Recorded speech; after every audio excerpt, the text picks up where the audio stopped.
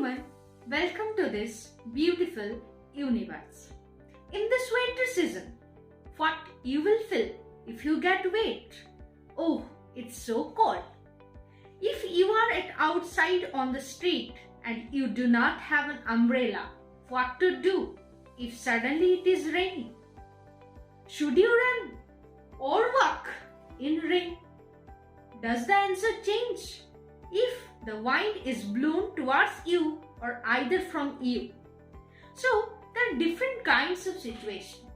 Our first situation, which already I have written, is if the raindrops are falling straight down and the wind is blown towards you.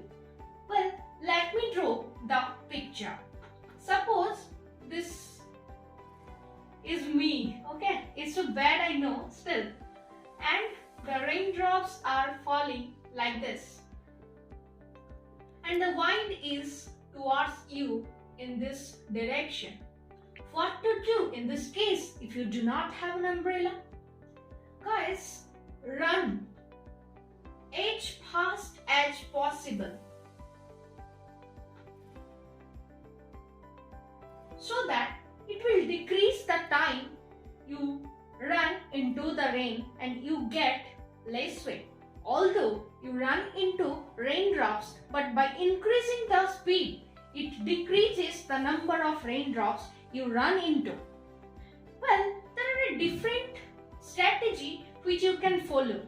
By minimizing the vertical cross-sectional area, you can minimize the number of drops falling into you. How can you decrease the vertical cross-sectional area?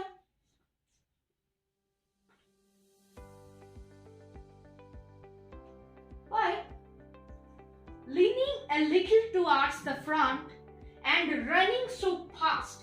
If you are like this, you have to lean like this and run as fast as possible so that the vertical cross-sectional area will decrease and the number of raindrops falling onto you decreases. In this case, you still get wet, but a little.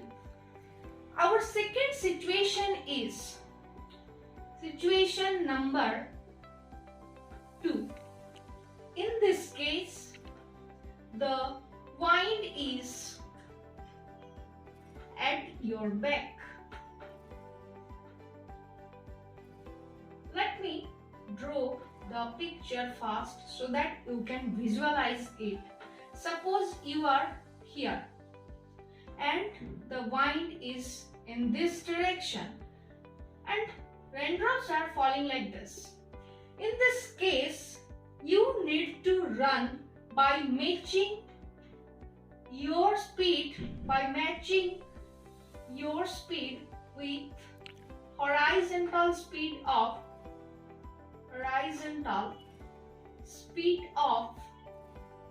the raindrops. In this way, you still get wet, but on the top of your head and on your shoulder, but you do not run into the raindrops on the front surface, and also nor do the raindrops go into your back surface. In this way, you can make less wet your front surface and your back surface. So here another thing I want to say. If an object which having a larger horizontal cross-sectional area, let me explain what the horizontal cross-sectional area actually is. This is vertical cross-sectional area, that is in Y direction, and in the X direction this is called horizontal cross-sectional area. And if an object having a larger horizontal cross-sectional area, then by following this strategy, he cannot let him don't wait. Why? Because if he follow this strategy by matching the horizontal speed, still he will get wet on the top, on the shoulder, because it having a very larger horizontal cross-sectional area. He will collect a appreciable amount of water on every surface of that object.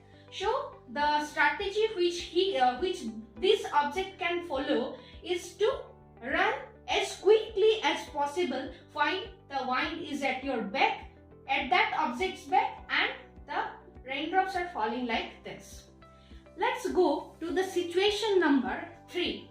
What is that? Situation number 3. Well, this is an interesting one. If you are moving with a car, if you are inside your car, inside a car. In this case, suppose, let me draw a car. Sorry for the handwriting, guys. This is a car and you are inside this.